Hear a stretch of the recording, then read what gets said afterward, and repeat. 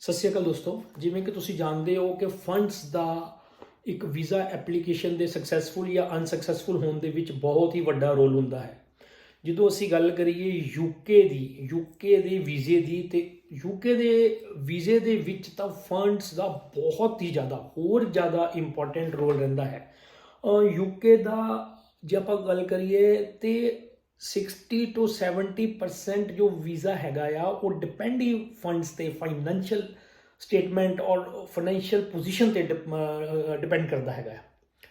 ਨਾਓ funds ਨੂੰ ਲੈ ਕੇ ਸਾਡੇ ਮਨ ਦੇ ਵਿੱਚ ਕਈ ਮਿਸਕਨਸੈਪਸ਼ਨਸ ਹੈ, ਕੁਝ ਗਲਤ ਧਾਰਨਾਵਾਂ ਹੈਗੀਆਂ ਆ। ਉਹਨਾਂ ਦਾ ਰੀਜ਼ਨ ਇਹ ਹੈ ਬਿਕੋਜ਼ ਸਾਨੂੰ ਇਮੀਗ੍ਰੇਸ਼ਨ ਲਾਅ ਕੀ ਕਹਿੰਦਾ ਹੈ, ਫੰਡਸ ਨੂੰ ਰਿਲੇਟਿਡ, ਫਾਈਨੈਂਸ਼ੀਅਲ ਪੋਜੀਸ਼ਨ ਨੂੰ ਰਿਲੇਟਿਡ, ਫਾਈਨੈਂਸ਼ੀਅਲ ਡਾਕੂਮੈਂਟ ਨੂੰ ਰਿਲੇਟਿਡ ਸਾਨੂੰ ਉਹਦੇ ਬਾਰੇ ਅੱਧੀ ਅਧੂਰੀ ਜਾਣਕਾਰੀ ਹੁੰਦੀ ਹੈ। ਅੱਜ ਦੀ ਇਸ ਵੀਡੀਓ ਦੇ ਵਿੱਚ ਆਪਾਂ ਡਿਸਕਸ ਕਰਾਂਗੇ ਫੰਡਸ ਔਰ ਫਾਈਨੈਂਸ਼ੀਅਲ ਪੋਜੀਸ਼ਨ ਨੂੰ ਲੈ ਕੇ with reference to the UK immigration law.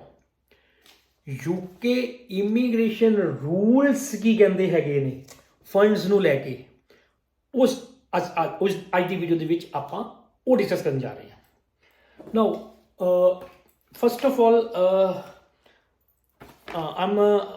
I'm going through immigration rules appendix finance which have been published by the government of UK.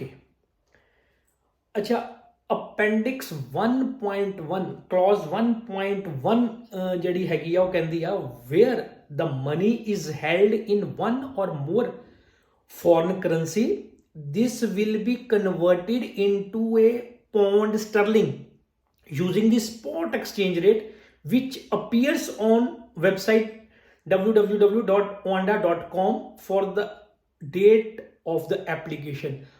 Means ਕਿ ਜੋ ਆਪਾਂ ਲੋਕਲ ਕਰੰਸੀ ਵਾਲੀ ਉਹਨਾਂ ਨੂੰ ਬੈਂਕ ਸਟੇਟਮੈਂਟ ਦੇ ਦਿੰਦੇ ਆ, ਉਹ ਬੈਂਕ ਸਟੇਟਮੈਂਟ ਦੀ ਉਹਨਾਂ ਨੇ ਜੋ ਕਨਵਰਸ਼ਨ ਹੋਣੀ ਚਾਹੀਦੀ ਆ ਉਹ ਸਟਰਲਿੰਗ ਪਾਉਂਡ ਦੇ ਵਿੱਚ ਹੋਣੀ ਚਾਹੀਦੀ ਆ ਐਜ਼ ਪਰ ਦੀ ਰੇਟਸ ਗਿਵਨ ਇਨ ਦੀ ਵੈਬਸਾਈਟ oanda.com। ਉਹ ਜੋ ਰੇਟ ਹੈ ਉਹ ਹੀ ਕੰਸੀਡਰ ਹੋਣਾ ਹੈ।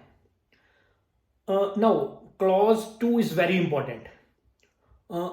Clause 2.1 funds will not be considered ਦੇਖੋ ਧਿਆਨ ਦਿਓ, clause ਨੈਗੇਟਿਵ ਵਰਡਿੰਗ ਨਾਲ ਸ਼ੁਰੂ ਹੋ ਰਿਹਾ ਕਿ ਫੰਡਸ ਨਹੀਂ ਕੰਸੀਡਰ ਹੋਣੇ, ਫੰਡਸ ਜਿਹੜੇ ਆ ਉਹ ਤੁਹਾਡੇ ਨਕਾਰ ਦਿੱਤੇ ਜਾਣੇ ਆ ਜੀ।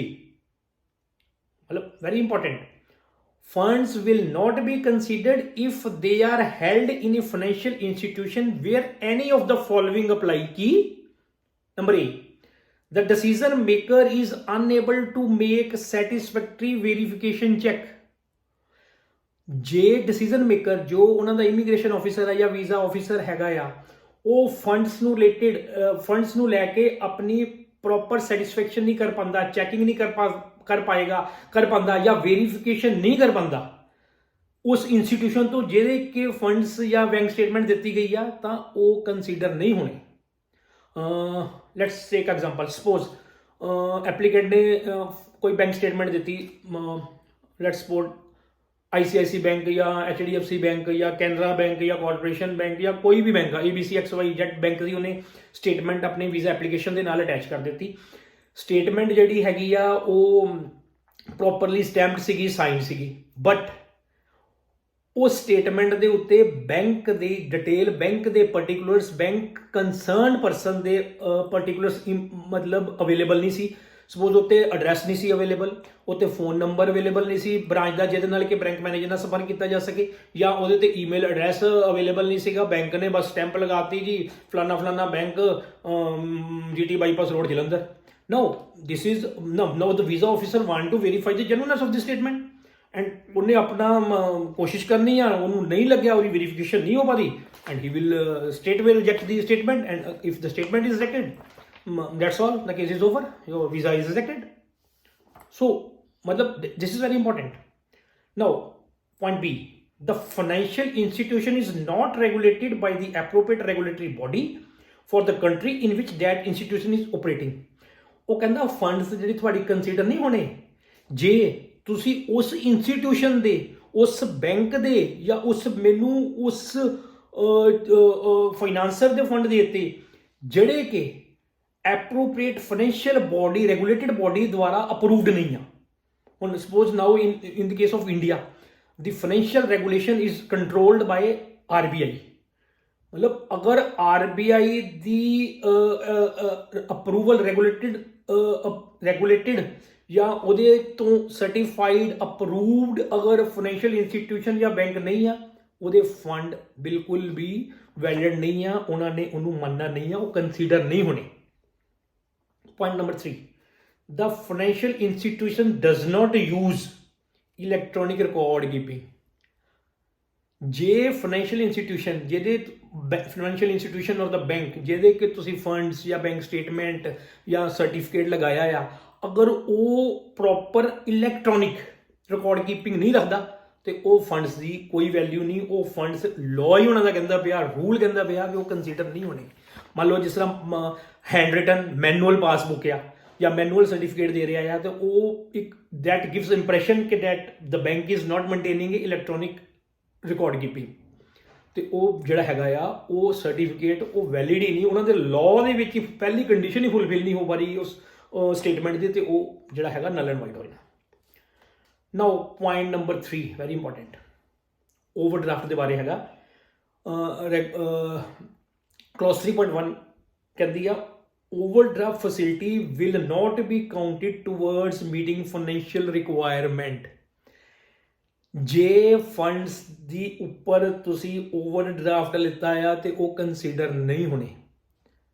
ਹੁਣ ਜਨਰਲੀ ਹੁੰਦਾ ਕੀ ਆ ਕਿ ਮੋਸਟਲੀ ਕਿ ਪੈਕੇਜ ਵਾਲੇ ਕੇਸਿਸ ਦੇ ਵਿੱਚ ਜਾਂ ਜਿੱਥੇ ਸਟੂਡੈਂਟ ਨੇ ਸਟੱਡੀ ਵੀਜ਼ਾ ਅਪਲਾਈ ਕਰਨਾ ਆ, ਉਹਦੇ ਕੋਲ ਫੰਡਸ ਦੀ ਪ੍ਰੋਪਰ ਰਿਕੁਆਇਰਮੈਂਟ ਨਹੀਂ ਹੁੰਦੀ ਜਾਂ ਫੁਲਫਿਲਮੈਂਟ ਨਹੀਂ ਕਰ ਪਾਉਂਦਾ, ਤੇ ਉਹ ਕਿਸੇ ਫਾਈਨਾਂਸਰ ਨੂੰ ਜਾਂ ਕਿਸੇ ਥਰਡ ਪਰਸਨ ਨੂੰ ਜਾਂ ਕਿਸੇ ਮਤਲਬ ਕਹਿ ਲਓ ਕਿ ਆਪਣੇ ਕਿਤੇ ਅਰੇਂਜਮੈਂਟ ਕਰਨ ਦੀ ਕੋਸ਼ਿਸ਼ ਕਰਦਾ ਹੈਗਾ ਆ, ਉਹਨੂੰ ਫੰਡਸ ਜਿਹੜੇ ਹੈਗੇ ਆ ਉਹ ਅਵੇਲੇਬਲ ਕਰਾ ਦਿੱਤੇ ਜਾਂਦੇ ਆ, ਉਹ FD ਕਰਵਾ ਦਿੱਤੀ ਜਾਂਦੀ, ਕਿਸੇ ਬੈਂਕ ਦੀ ਦਿਖਾ ਦਿੱਤੀ ਜਾਂਦੀ ਆ।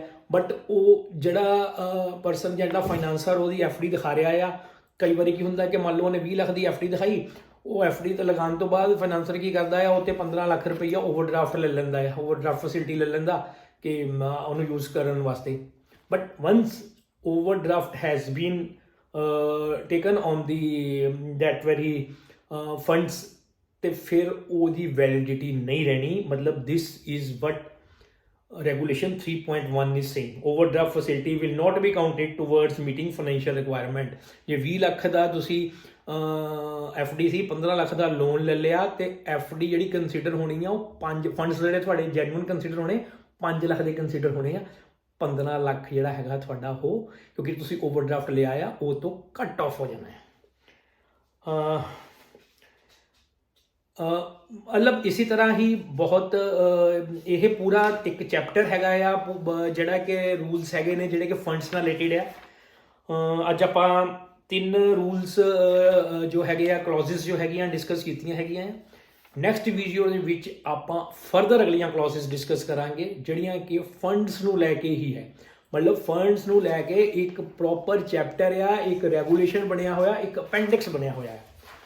ਸੋ ਨੈਕਸਟ ਵੀਡੀਓ ਦੇ ਵਿੱਚ ਆਪਾਂ ਅਗਲੀਆਂ ਕਲੌਜ਼ਸ ਕੀ ਕਹਿੰਦੀਆਂ ਆ, ਅਗਲੀਆਂ ਇੰਪੋਰਟੈਂਟ ਇਨਫੋਰਮੇਸ਼ਨ, ਅਗਲੀ ਇੰਪੋਰਟੈਂਟ ਕੀ ਪੈਰਾਮੀਟਰਸ ਹੈਗੇ ਆ ਕਿ ਜਿਹੜੇ ਬਹੁਤ ਧਿਆਨ ਰੱਖਣੇ ਚਾਹੀਦੇ ਆ ਐਪਲੀਕੈਂਟ ਨੂੰ, ਕਿਉਂਕਿ ਜੇ ਉਹਨਾਂ ਵਿੱਚੋਂ ਕੋਈ ਵੀ ਇੱਕ ਕੰਡੀਸ਼ਨ ਫੁਲਫਿਲ ਨਹੀਂ ਹੋਈ ਤੇ ਵੀਜ਼ਾ ਐਪਲੀਕੇਸ਼ਨ ਜਿਹੜੀ ਆ ਉਹ ਰਿਜੈਕਟ ਹੋਣ ਦਾ ਪੂਰਾ ਖਤਰਾ ਬਣਿਆ ਰਹਿਣਾ।